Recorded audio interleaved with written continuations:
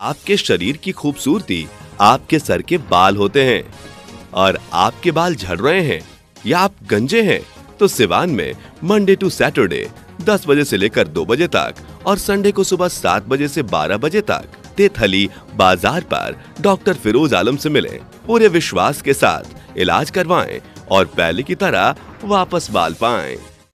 नमस्कार, स्वागत है आपका एसयू न्यूज़ मोर में। हूँ आपके साथ यूनुस। बगल में अभिषेक जी बैठे हुए हैं और आप लोग वो अनेकों चैनल पर देखे होंगे इनका ऐड, जो कि महाकाल कंप्यूटर के नाम से ऐड आता है और सिवान में ये बच्चों का एडमिशन लेते हैं।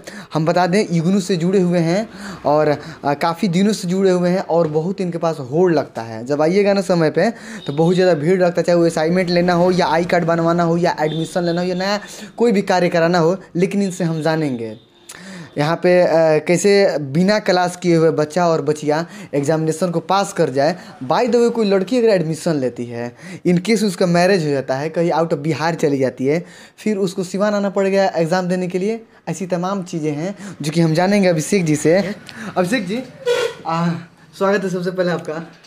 सर्वप्रथम तो मैं आपकी चैनल, जो आपका चैनल है एसयू न्यूज, इसको मैं, जो आप समय निकाल के आए, इसको मैं काफ़ी तहे दिल से स्वागत करता हूँ।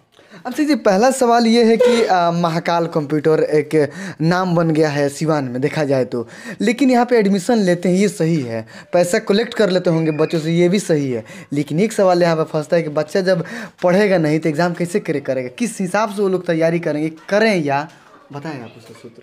सर देखिए, हमारे पास जो बच्चे एडमिशन लेते हैं तो नामांकन के अप्रॉक्स 3 से 4 महीने के अंदर अंदर बच्चों के घर पे इग्नू बुक्स भेज देती है by speed post, by government of India का जो पोस्टल सिस्टम है, डाक से उनको किताब उनके घर पे भेज दी जाती है।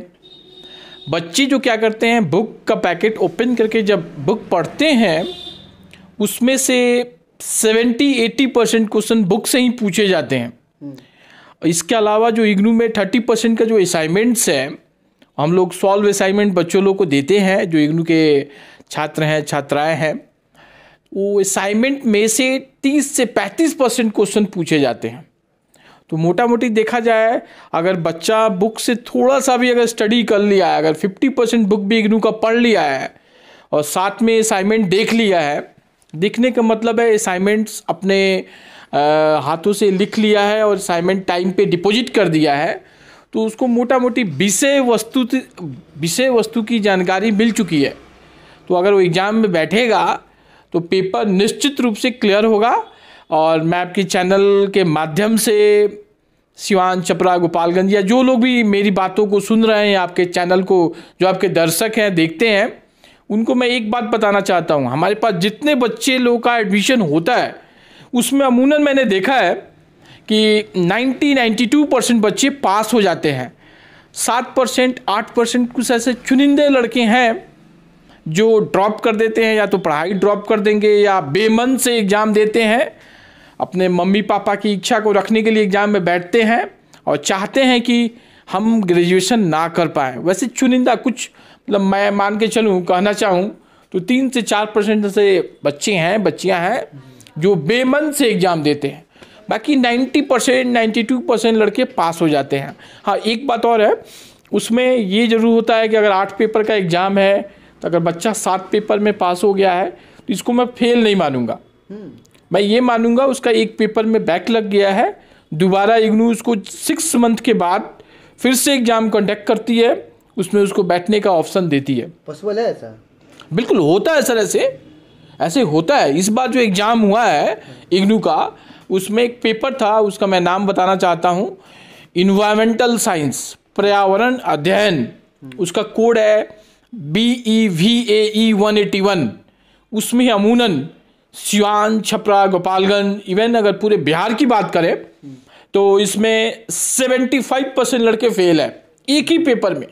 ये चूँकि ऑब्जेक्टिव टाइप का क्वेश्चन इसमें पूछे गए थे, बच्चों लोग को आइडिया नहीं था कैसे उसको सर्कल बनाना है और कैसे उसको उत्तर देना है, तो बच्चे लोग को आइडिया नहीं था, इसलिए 75% बच्चे एक पेपर में ही फेल हुए हैं। लेकिन इसके अलावा जो 7 पेपर हैं, 7, उसमें मैक्सिमम लड़के पास हुए हैं। ये सर एक सवाल ये है कि कोई एडमिशन लेता है, बाय द वे बाहर चला जाए किसी वर्क से, कि लड़की का शादी हो जाए आउट ऑफ बिहार, तो फिर वो लोग एग्ज़ाम कैसे कंडक्ट करेंगे, कैसे उसमें ज्वाइन करेंगे? सर जो बच्चे बाहर चले जाते हैं ये इग्नू में ऑप्शन है, आप जब भी एग्ज़ाम फॉर्म अपना फिलअप करवाएंगे तो आप ऑप्शन में दे सकते हैं कि आपको एग्ज़ाम देना कहाँ पे है। अहमदाबाद देना है, दिल्ली देना है, आपको हैदराबाद देना है, एग्ज़ाम आप कहाँ देना चाहते हैं। अगर बच्चे ने ऑप्शन में डाला हुआ है कि उसको एग्ज़ाम हैदराबाद देना है तो जो उसका एडमिट कार्ड आएगा, हॉल टिकट, उसमें हैदराबाद का ऑप्शन आएगा। उसको हैदराबाद में टाउन में कोई उसको ऑप्शन दिया जाएगा, वहाँ पे उसको एग्ज़ाम देना होगा। अगर बच्चा बोलेगा नहीं मेरे को मुंबई में एग्ज़ाम देना है तो उसकी परीक्षा मुंबई में होगी। जेपी अपना बिहार का अलग पास छपरा का है, जेपी छोड़कर इग्नू की तरफ लड़के क्यों जाएं, वो सब बताएंगे? सर देखिए 2-3 रीजन्स हैं, मैं आपको बता देना चाहता हूँ। जो आपके दर्शक हैं, बहुत ऐसे दर्शक हैं जिनको नहीं पता है। पहला रीज़न है जेपी यूनिवर्सिटी में जो एडमिशन्स होते हैं उसमें सेशन काफ़ी लेट है। ठीक, मतलब बीए, बीकॉम, बीएससी अगर जो बच्चे जेपी से करते हैं अमूमन 5 से 6 साल का समय लगता है, मैंने देखा है, या अगर आप भी सिवान में रहते हैं तो आपको भी पता होगा। दूसरा रीज़न है कि जेपी यूनिवर्सिटी में जो एग्ज़ाम होते हैं, जब भी एग्ज़ाम होगा तो उसको, उस बच्चे को जहाँ सेंटर होगा छपरा या गोपालगंज या सिवान, वहाँ उसको आके एग्ज़ाम देना होगा। हमारे यहाँ ऐसा नहीं है। हमारे यहाँ बच्चे चूज करते हैं, स्टूडेंट चूज करते हैं कि उनको एग्ज़ाम कहाँ देना है। और जो तीसरा जो सबसे इम्पोर्टेंट पॉइंट है, अगर जो लोग भी गवर्नमेंट जॉब में हैं या जो लोग गवर्नमेंट जॉब में जिनका सिलेक्शन होने वाला है, जो निश्चित हो चुके हैं कि मेरा सिलेक्शन होगा, उन लोगों को जेपी यूनिवर्सिटी से कोर्स या बीए, एमए नहीं कर सकते हैं। जब भी करेंगे तो इग्नू से ही कर सकते हैं।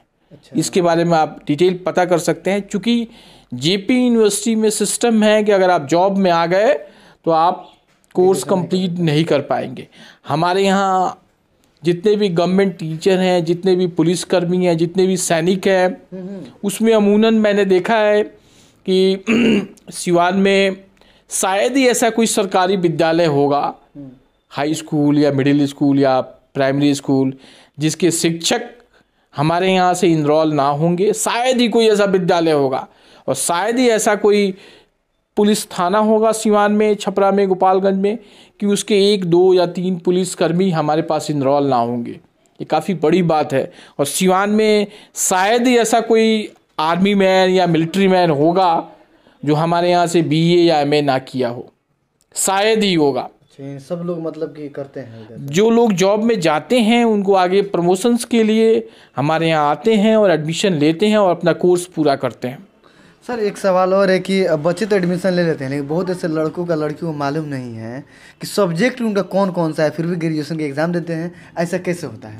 ये जेन्युइन सवाल है। सब्जेक्ट मालूम है, आपको मालूम होगा। सर देखिए, इग्नू में 2 तरीके के होते हैं बीए। एक होता है बीए पास कोर्स, अच्छा, वो होता है 3 साल का। एक होता है बीए ऑनर्स, वो भी 3 साल का है। ठीक है, अगर बच्चा अगर गवर्नमेंट जॉब में जाना चाहता है तो मैं सब बच्चों को यही रेकमेंड करता हूं कि आप ऑनर्स छोड़ दो, आप जनरल बीए में एडमिशन लो। किसी भी कॉम्पिटिटिव एग्ज़ाम में, इवन यूपीएससी में भी आप बैठ के उसको एलिजिबल लो, आप उसको बैठने के लिए। जहाँ तक ऑनर्स की बात है, उसमें एक पेपर का ही 8 पेपर होता है, उसका आपको एग्ज़ाम देना होता है। उसमें भी 8 पेपर होगा हर साल, इसमें भी 8 पेपर होगा।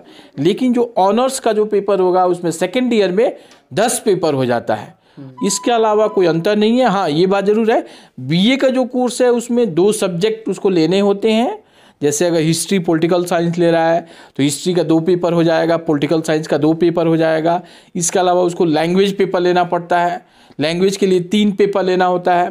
तो जनरली जो ग्रामीण पृष्ठभूमि के लड़के होते हैं उनको मैं इंग्लिश अवॉइड करता हूँ, उनको मैं हिंदी सब्जेक्ट ही प्रेफर करता हूँ। उनको बोलता भी हूँ कि बाबू आप हिंदी सब्जेक्ट ले लोगे तो आप आराम से क्लियर हो जाओगे। अगर आप इंग्लिश लोगे, इंग्लिश बैकग्राउंड आपका रहा नहीं है, तो उसमें आपको कम नंबर आने के चांस है या फेल होने के चांस है। इसके अलावा एक पेपर उनका और होता है इन्वायरमेंटल साइंस। जो सर एडमिशन मतलब क्या एडमिशन महाकाल में चल रहा है महाकाल के नाम पे खोले हुए हैं। हर काम में देखा जाए डुप्लीकेट वहाँ पे ये रखा गया है, मतलब कि हर चीज़ का डुप्लीकेट हो जा रहा है। तो क्या सिवान में भी ऐसा है कि महाकाल के डुप्लीकेट भी एडमिशन हो रहा हो कहीं?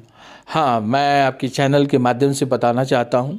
कुछ लोग हमारे पास मैं अमूनन मैं बोलूँ तो 7-8 लोग आए थे, अलग अलग क्षेत्रों के लोग आए। उन्होंने बोला कि आप मुझे अधिकार दे दीजिए कि हम भी एडमिशन करें आपके नाम पे।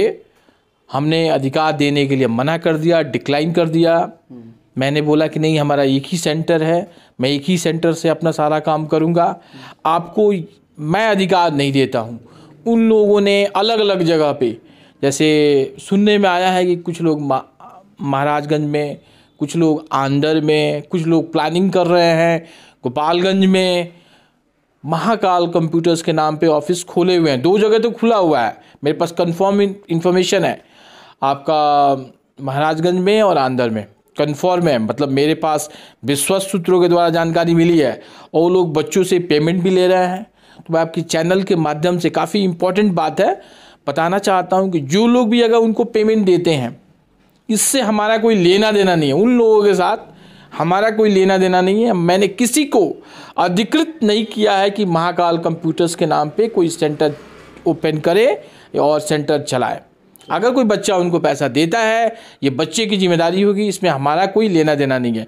हाँ, एक बात, सिवान की जो भी लोग एडमिशन्स लेते हैं, बच्चे हों या गार्जियन हो, उनको मैं बताना चाहता हूँ कि कहीं पे भी आप एडमिशन कराएं तो ये जरूर जानने की कोशिश करें कि सामने वाले बंदे की योग्यता क्या है, कितने साल से वो एडमिशन करता है, और उनके पास स्टाफ का, इंफ्रास्ट्रक्चर का क्या पोजीशन है। आए दिन साइबर कैफ़े खुल रहे हैं, लोग नाम दे देते हैं इग्नू नामांकन केंद्र, ये गलत बात है। कम से कम उस बंदे को इग्नू के बारे में 4-5 साल काम करना चाहिए, नॉलेज लेना चाहिए, उसके बाद ही कोई काम करना चाहिए।